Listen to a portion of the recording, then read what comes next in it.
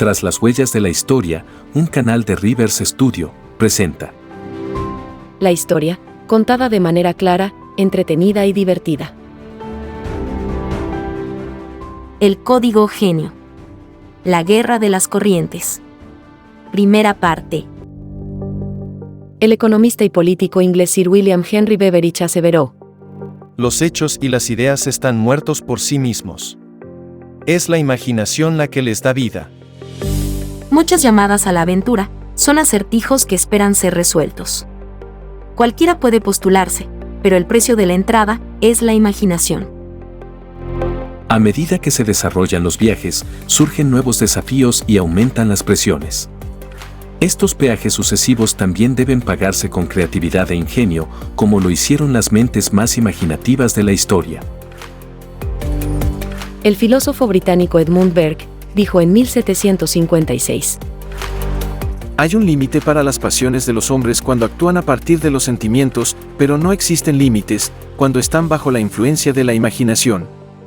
La imaginación es la fuerza vital del código del genio. Esta fuerza amplifica y colorea todas las demás piezas del código genio y desbloquea nuestro potencial de comprensión y habilidad. No es casual que los genios no solo se atrevan a soñar con lo imposible para su trabajo, sino que hagan lo mismo para sus vidas. Son lo suficientemente audaces como para pensar que no son un jugador cualquiera. Pocas historias ilustran mejor este hecho que la vida de dos de los padres del mundo moderno, hombres de legendario poder imaginativo y maravilla, el estadounidense Thomas Alva Edison y el serbio Nikola Tesla. Ellos son los más creativos ingenieros eléctricos del siglo XIX que se enfrentarían en la guerra de las corrientes, la corriente directa y la corriente alterna. Thomas Alva Edison nació en 1847 en Milan, Ohio, aunque creció en Port Huron, Michigan, donde su familia se estableció en 1854.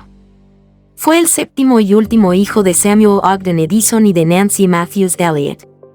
Sus antepasados provenían de Ámsterdam y se establecieron en el río Passaic, en Nueva Jersey. El apellido original era Edison.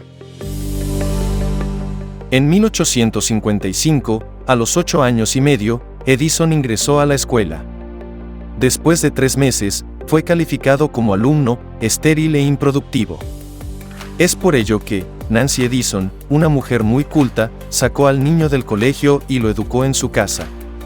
Es imposible averiguar si Nancy tomó muy en serio la opinión del maestro, o si pensó que ella era mejor que el profesor de su hijo, pero Edison recordó el incidente durante el resto de su vida. Una leyenda urbana muy difundida añade que el pequeño Thomas llevó a su madre una nota del maestro en sobrecerrado.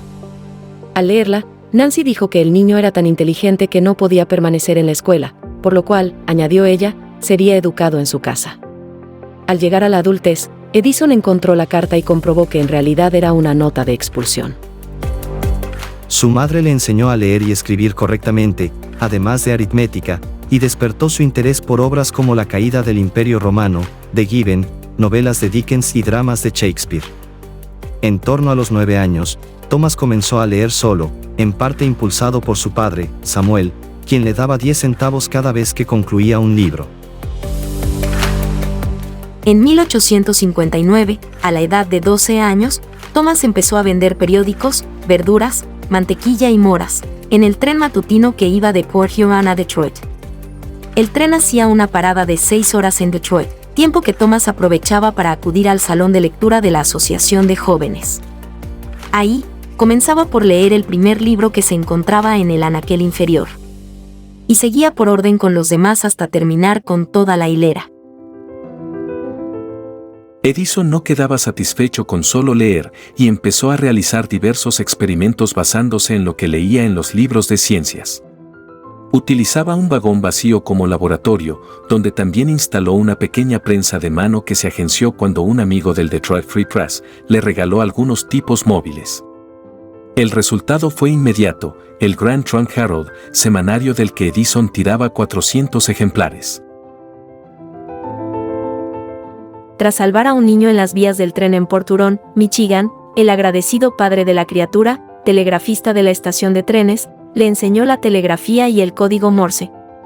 Así es como obtuvo su primer trabajo como telegrafista, reemplazando a los operadores que debieron irse a servir en la guerra civil.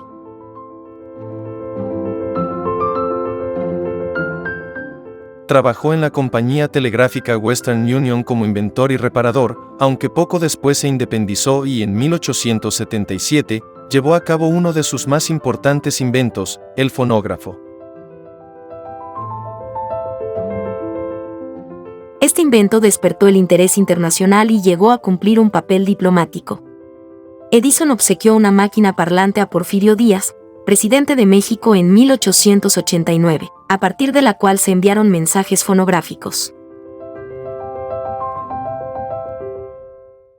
En 1876, Edison se mudó de Newark a Menlo Park, Nueva Jersey, donde reunió un grupo de ayudantes y mecánicos y estableció una fábrica de inventos. En 1887, cuando dejó Menlo Park, contaba con una lista de casi 400 patentes.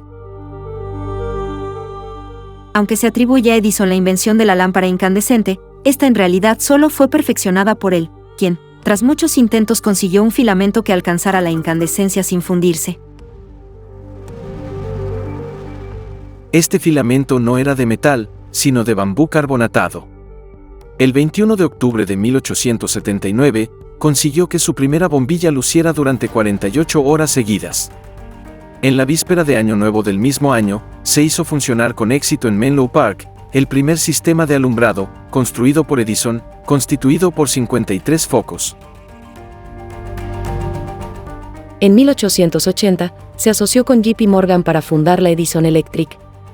Después JP Morgan adquiriría sus acciones para crear General Electric. Los invitamos a continuar con esta maravillosa historia en la segunda parte de la Guerra de las Corrientes de nuestra serie del Código Genio.